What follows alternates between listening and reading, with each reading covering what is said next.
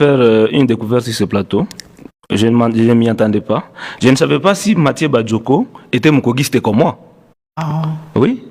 Je ne savais pas s'il suivait vraiment de près la lutte, les combats du docteur Denis Mukwege.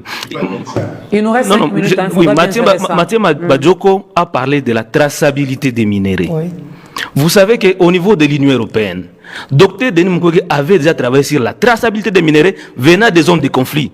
Et une résolution a été votée allant dans le sens d'interdire l'exploitation et la commercialisation des minéraux venant des zones de conflit. Madame Gilles, vous connaissez cette histoire.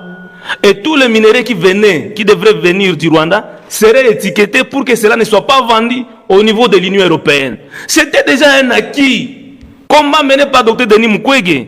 Mais c'est ce pouvoir ici qui a légitimé encore la vente de ces minéraux en allant signer les accords avec Kagame à Goma, qui a donné à Kagame la possibilité de raffiner l'or congolais au Rwanda. Heureusement pour nous, M. Badjoko, cet accord, Tshisekedi n'avait jamais respecté ça. Je dis bien heureusement. Donc, beaucoup d'efforts ont été déjà faits par des Congolais, comme Denis Mukwege, mais ces efforts-là, le pouvoir en place a marché dessus. C'est comme aussi la résolution 2773. Denis Mukwege a pesé de son poids pour que cette résolution-là soit votée.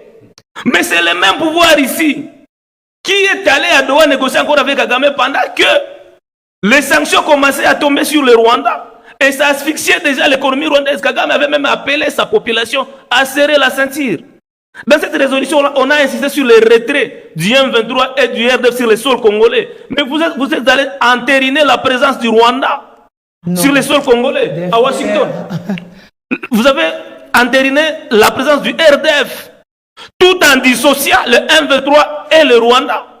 Parce que Kagame n'a jamais accepté que c'est lui le leader du M23. Quand même lui-même Kagame s'est contredit en disant que le Goma et Bukavu c'est entre ses mains. Voilà. Mais vous, au lieu de vous en tenir à la déclaration de Kagame, pour changer les donnes, vous allez signer l'accord que Kayikwamba avait signé. Ça c'est très grave. Je reviens à M. Pascal. J'ai beaucoup de respect pour vous. Moi je suis économiste et vous êtes juriste. En matière de droit, vous ne devez pas vous contredire quant à moi, par rapport à moi. Le tribunal pénal international ne tombe pas du ciel comme ça. Le tribunal pénal international vient après une justice, est établi à l'issue de la justice traditionnelle. Dis-moi par quel mécanisme le gouvernement de la RDC a déjà demandé le tribunal pénal international pour la RDC. Parce que quand nous, nous parlons de la justice, nous ne parlons pas de la justice par rapport aux crimes commis seulement par le M23.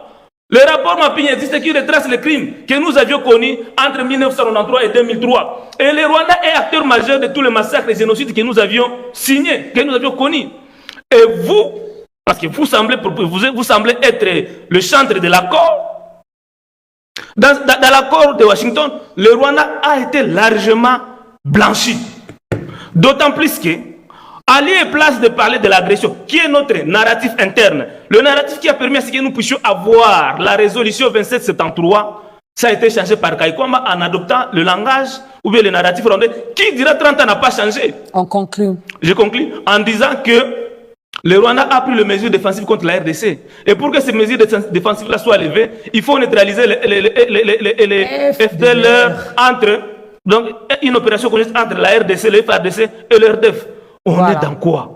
On est dans quoi? Nous devons aimer le pays et être concret. Je disais que dira 30 ans, le Rwanda n'a jamais changé son narratif. Mais nous, c'est chaque jour que nous changeons de narratif. Et cela, la communauté internationale ne prend pas au sérieux.